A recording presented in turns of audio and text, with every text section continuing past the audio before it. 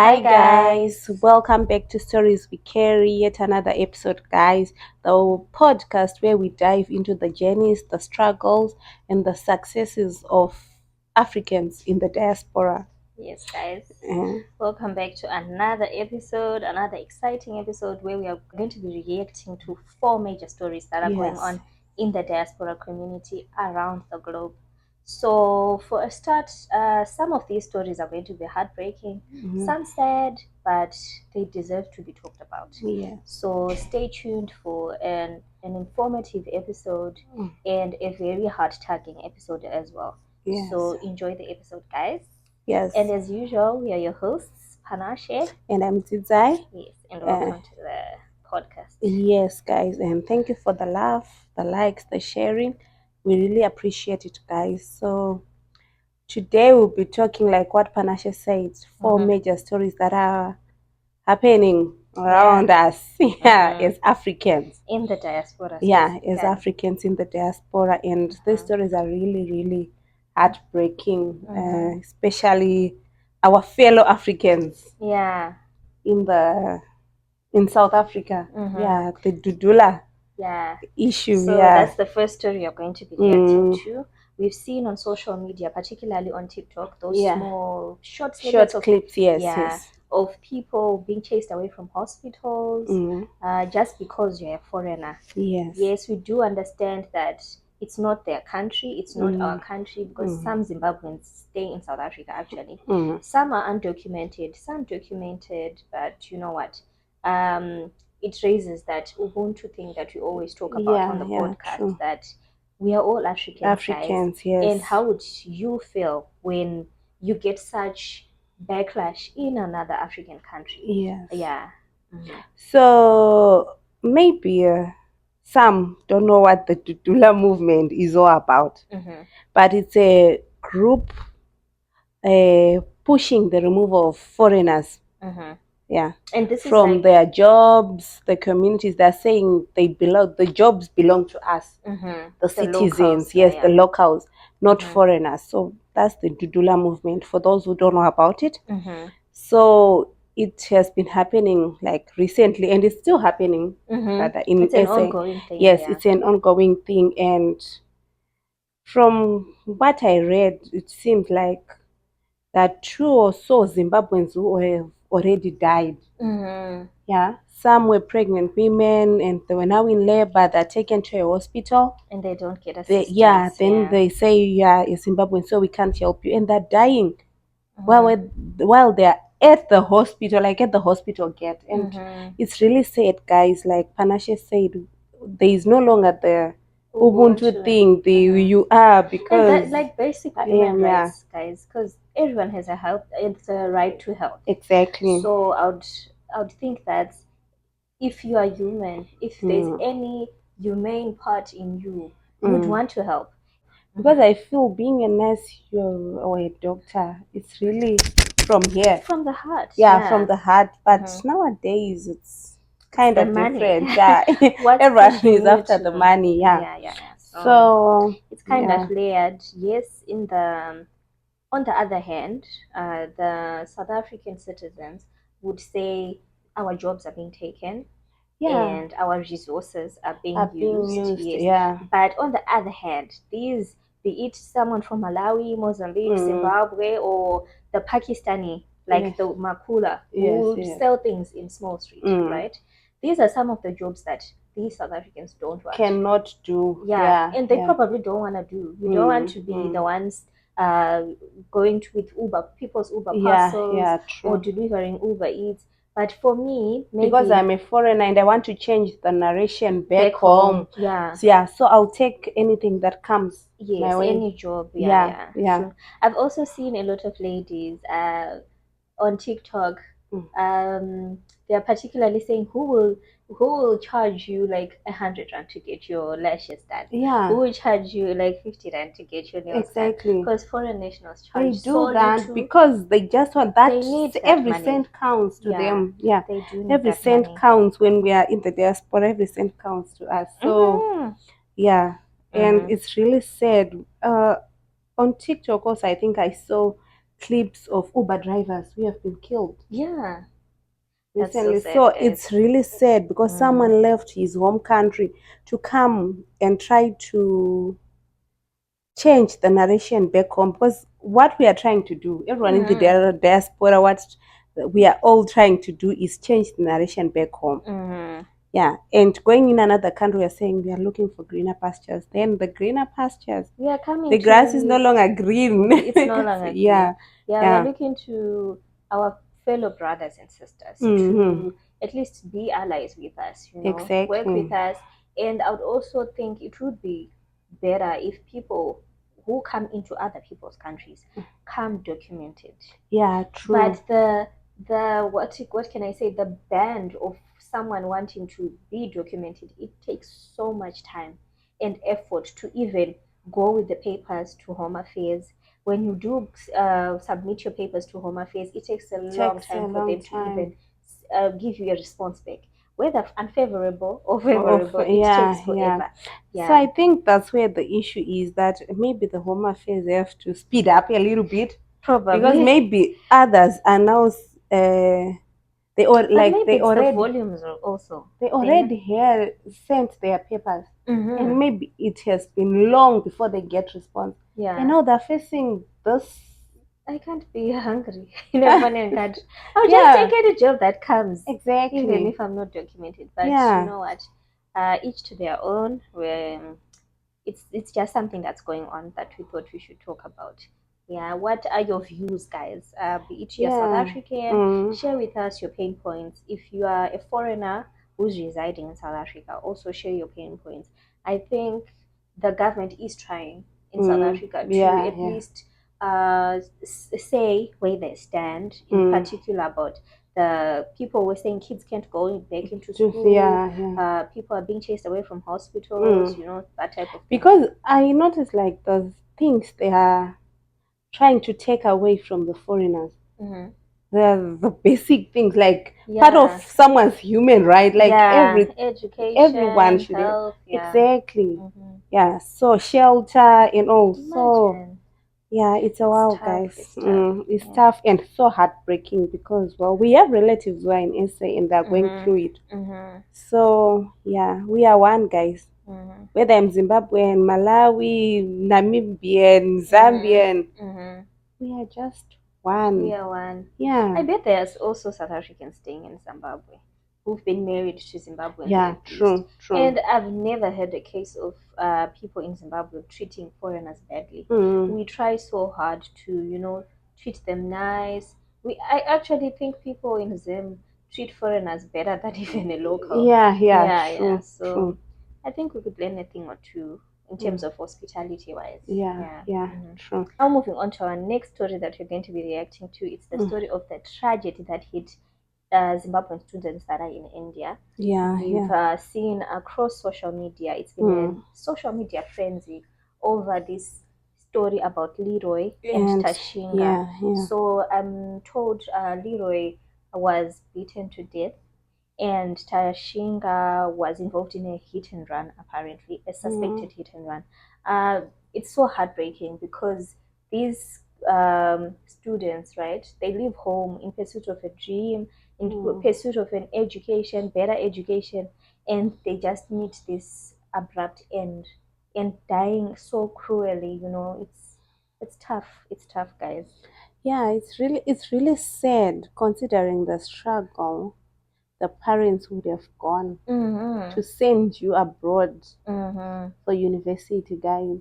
The money that goes into it, the flights, the preparations, the school fees, and mind you, these countries are actually benefiting from these students coming to their countries. Exactly. It's really sad, and may their souls rest in peace. Because imagine as a mother at the airport. You're sending your son, you're like, I'll see you coming back with your degree. Oh, we are going to come for the graduation, and we have high hopes in that case, in that it's your son. Then the next thing is a phone call saying the son is no more. Imagine. You are now and it's not natural causes, guys. Exactly. It's something that someone actively thought about and caused harm to someone else. Imagine. Yeah. So it's really sad and heartbreaking, because right now imagine what the family is really going through. Exactly. And maybe he was the first to break the generational curses. Exactly. And be able to go out there and Exactly. And do this something guy with his is life. really had future, because the other one was studying radiology. Yeah. So you could see that they had a bright future, but because they went out, guys. To another country, a foreign land, then because they are foreigners, then you can imagine the struggle that we guys go through, people in the diaspora.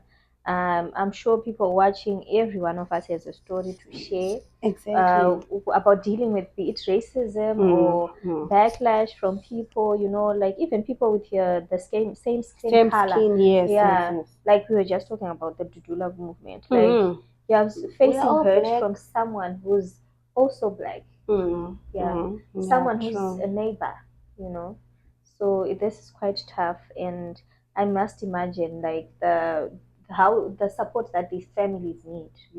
It often people do like GoFundMes for people to remit their families back home. Mostly it's like something who would say, if I send my child abroad for education, he or she will die there. No one will ever think about it. So it's like now when tragedy comes, we are super broke. Yeah. We don't even have money. Because it's not something that you plan for. Yeah. You need to repatriate the body back home. You need to do burial arrangements. It's expensive. Imagine. Yeah, it's really sad considering the case of Leroy. He was in the hospital for 8 days. He fought for his life. Fighting for his life. And we are saying bills, the hospital bills, like and everything. He's normal. Yeah. And at this point, that's when you feel like when you're in the diaspora, it's really, really important to be in the groups, maybe from your country, to have like emotional, physical, or social support. Because it really matters. It does. And the students in India are really trying to get justice for Leroy, but and all the marching and stuff like that. But it's really, really sad. It's sad. And I'm told that the people who were involved in this incident have been caught, and hopefully they are going to be tried, and he's going to get the justice that he deserves. But to be honest, for his family, it can never be enough. It can never compare to him being alive and well and finishing his degree and coming back home, not in baggage, guys. Like how imagine that's so heartbreaking. It's really sad. That's when we then ask, do African students get enough protection from the host country and their own government, like the embassies in those countries? Are they protecting these students? Yes. Are they really and there are a lot of scams that go on in India specifically. So are they also protecting students against such things? Exactly, because one student in India wrote to us and said they shared their story. Their stories. Okay, we can say two. Students in India shared their stories. The other one, like what we just asked ourselves, do these host countries and the governments from your country protect embassies, you? The embassies. So the student, the student wrote, he had a challenge. His clothes were stolen, passport, and all the money that he had, clothes, everything. So he then said, I no longer have a passport. All the documents were stolen. Then he went to the embassy, to Zimbabwean embassy in India. So when he got there, they said, how do we know you did not sell your passport? He was like, sell my passport. And it's his first semester. That's so sad. It's sad. He doesn't know all this comes. Like, you're new. You're just getting used to being there, being far from home. Exactly. You're lonely. You're just alone, He went there, And he writes that he went there with the only man he had left on him, hoping to get help from the embassy. Which is like one of the mandates. These embassies are in that country in the first place. Yeah. They are there to help their people, you know, whenever they face So when he got there, they asked him, are you sure you did not sell your passport? He was like, sell my passport.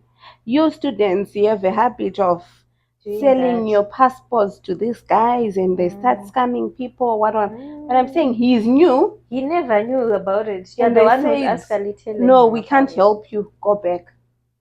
Go back where? He doesn't have anywhere to stay. He doesn't have money. He doesn't have money. The embassy was very, very far from where he stays. Wow. It was now late, and they said go. He had to sleep on the streets, guys.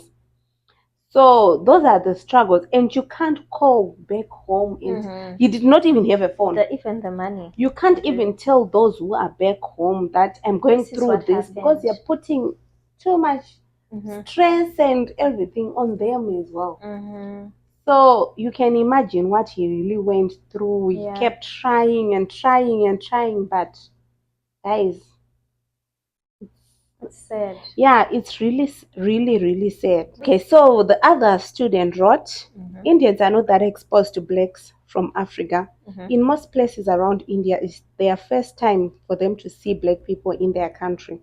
So the life you get to live is like wherever a black student is in the community, the community will be so defensive and watching you carefully. Imagine the life of every movement you take is being watched. Wow. Like you're in prison. You can imagine, guys. Like you're not even free. Yeah. Because every move you take, they are watching. Yeah. Like they want to be careful around you. Yeah. Imagine.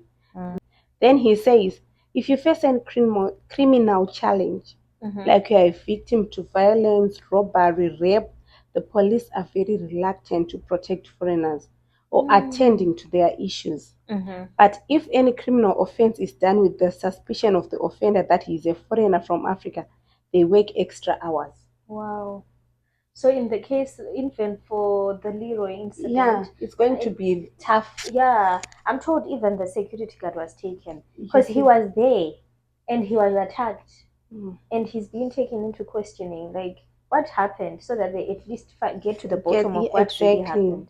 And I feel the Zimbabwean embassy in India should really, really stand with its people on this Leroy and Tashinga issue, because it's really sad. Yeah, because how safe can someone be in a foreign land? Like, you're a student, you don't have a lot to your name, you are just there, you're lonely, you don't know anyone. Yeah, you do get to have friends when you go to lectures and stuff. But for the first student who shared, it was their first semester. Exactly. Yeah, probably don't know anyone. So the first place you go to, they turn you away. You know, that's really heartbreaking. Yeah. And these people are they are there because of you are the one who's giving them a job. Exactly. Like they should assist you at least. That's one of their reasons they are there. You get. So he's saying not every situation you face is within your control. Even trying to stay indoors is not an option. Wow. Few weeks back, there were 2 students killed. First one was robbed and beaten to death. The second was hit by a car, and the car ran away.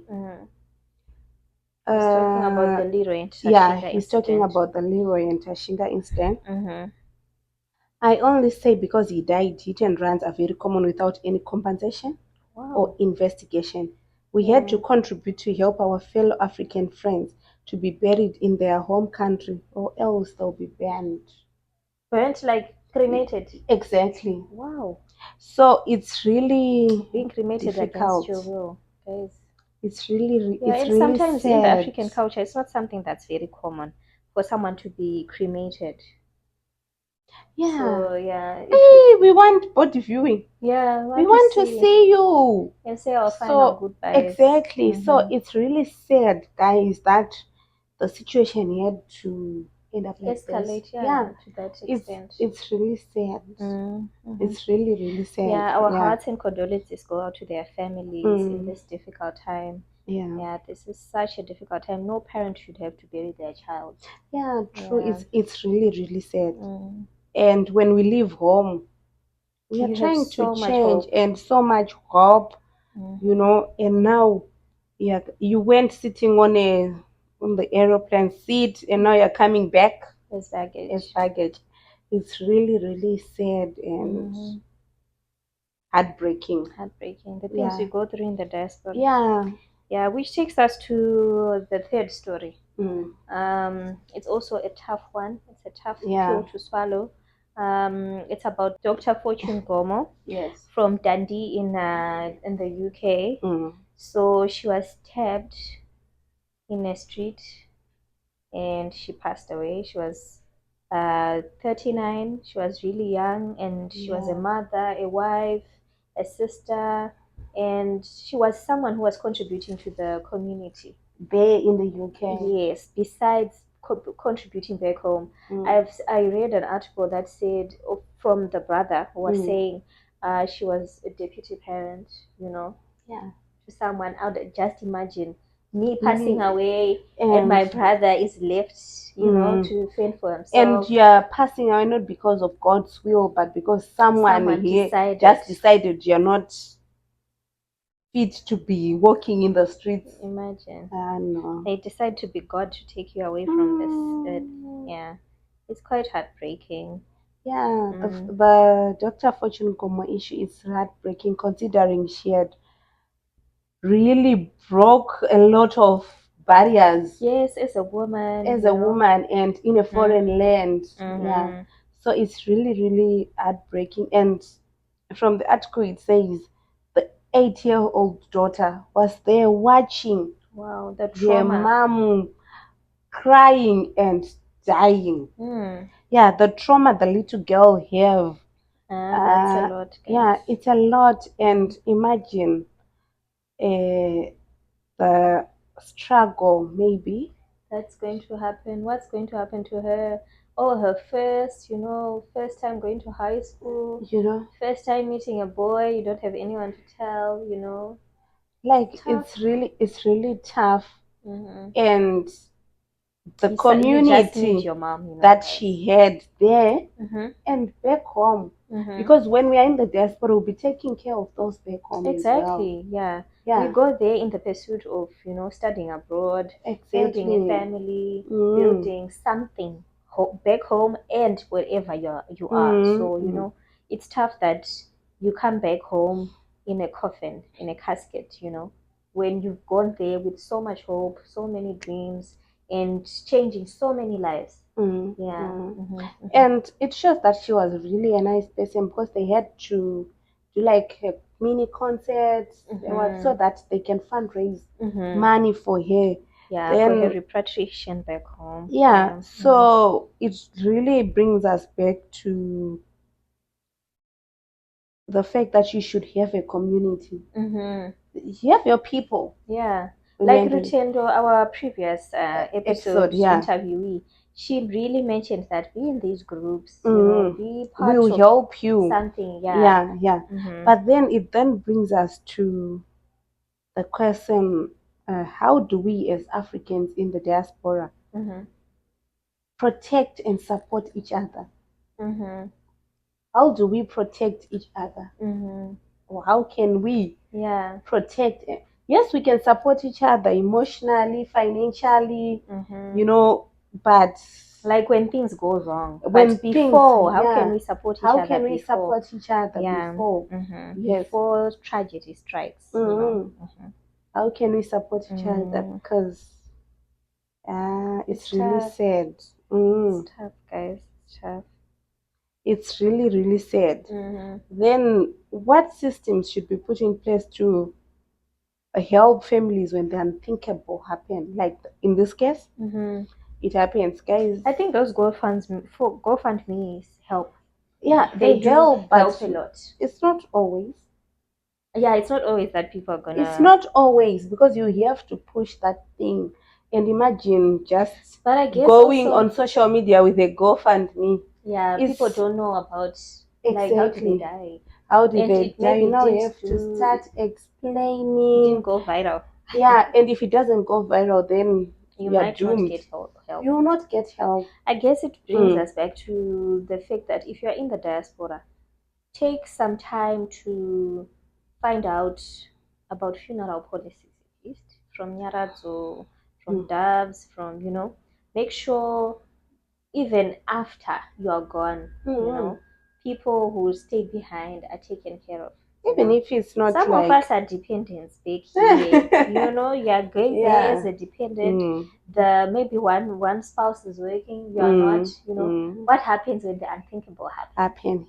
True. So my brothers and sisters out there, think about it, because it's not something that we don't live in a vacuum. It might happen to you to you tomorrow. So what systems do you have in place as a mother to a toddler or a teenager out there? What systems do you have as a father protecting his family?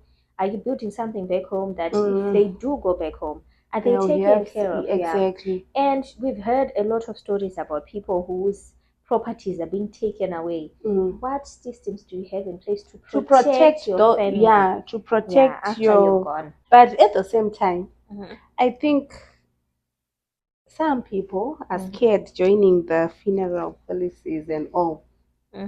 My husband once said that when I die, it's no longer my problem. Like, I'm dead, I'm gone. See now. It's up to you. What? I was like, even if you die, I'm going to be buried. If I die, I'm going to be buried. One way or the other. Yeah, but bury me. But then, don't you feel like, okay, if you don't have it, right?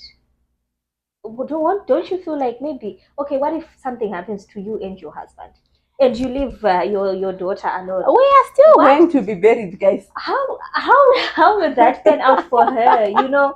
Like, it's bad enough to lose someone you love, and having to worry about those extra things.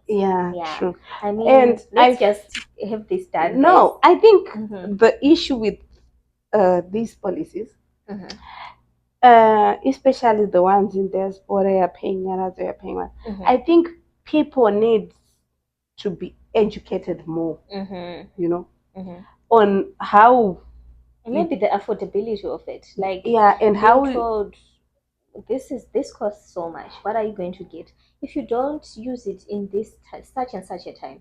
You get a payout. There are some that are like that, even in South Africa. But that outsurance thing, they pay you something. Saying, if I would, they don't do that. I don't know.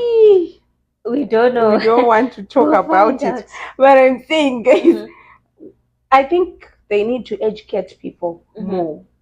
Because I think some are scared that, okay, they might not even give what's due. Because if you don't pay, I think they say if you don't pay, if you skip a month, you have to start again. I'm not sure, but I think that's how it works. Yeah, but I think you just have to read the clause, read the contract, go and understand it. Yeah. So if you don't want to say this funeral policies thing, maybe you have a group where you start your own, what do they call them in Zimbabwe? Yeah, they do have those, the bursary, like, right? Even in the rural areas. Exactly, especially in the rural areas, they have them. Do that, even if it's $1 per month, $1 per week, it will really go a long way. It will help. When tragedy strikes. Yeah, it will help. We will need that. Yeah. Then, which takes us to the fourth and final story. Yes, guys. There's this tough one that's going on TikTok.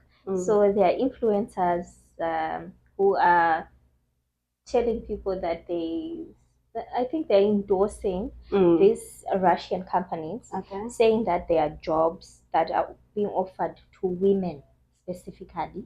And they are targeting South Africans. Yes. Knowing that us Africans, we are very, very, very, very poor. Yeah. We want that better life. Because they are showing nice apartments, the apartments, the offices, these flashy things, They are telling you they will teach you Russian, they will teach you how to do the job. You learn on the job, those things that are just too good to be true. And these influencers are going there and showcasing these things that don't even exist. These scams you know. And they are, mind you, these influencers probably have maybe a following of 1.5 million followers. You know, imagine 1.5 million people seeing that post. There's going to be, I bet you, more than 10 people who are going to go through with that because they're desperate. They want considering to go somewhere. They want to go out there.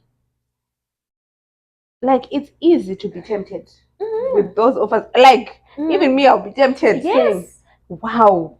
Considering the struggle that you'll be facing back home, you say, this is the greener pasture I've been waiting for. Yeah. But, well, that's a tough one. Wow. Yeah. And now it has turned to human trafficking. Yeah, because the South African authorities are actually doing an investigation to see if these influencers were involved or even knew that these are human traffickers actually. So just do your due diligence, like we always say. Whenever you find a job opportunity, like even if you're in your country, right? I've seen on TikTok there are companies who are luring girls to interviews. Then you get there, you get assaulted or something like that, or they rob you. Yeah. So always do your due diligence, and always share your location or something with someone when you're going somewhere that you don't know. Yeah, especially ladies, guys. But anyways, it's both genders, because you can be assaulted whether you're a man or you're a woman. Yeah, so true. Just be extra vigilant. Things are tough, I would say. Things are tough out there, and because of these social media things that we've just glammed up this, I can do my things, this independence, this show of like, if you don't have this, you are not prominent enough. True. So people are trying so hard, even doing like the scariest stuff out there just to get money. And it's really sad. It's quite sad, because at the end of the day, safety is more important than the money. Yeah, but because we are struggling back home, we are after the money. Yeah, we are after the money. Then safety comes later, as long as I get the money. And it's really, really sad, guys. Yeah, it's sad to then lose your life over wanting that flashy life. Exactly. You know? Yeah, because some people are even leaving like decent jobs, you know, to go out there and think that it's going to be greener pastures. Then they are faced with something totally different. Yeah, it's really sad. It's really sad because I think it's not the first. That's Russian issue. It's not the first scam. Yeah, it's not the first scam. Yes, now it's trending, but there are a lot of scams going on, guys. We've once heard about the Oman. We are like, there are a lot of stories. A lot. You know, so you just have to do due diligence, guys, when an offer comes. Yeah, because some things are too good to be true. Some offers are just too good, and there are a lot of red to be flags, true. Exactly. So that's it, guys. Yeah, so let us know what stood out to you, which story really touched you. I bet all these stories are so important. So just let us know in the comments on TikTok, Instagram. Just DM us or even email us your stories. We can do a follow-up on this. We'll be doing these small episodes where we tackle trending stories in the diaspora, where we shed light and share tips and on things that are going on in the world, in the diaspora community specifically.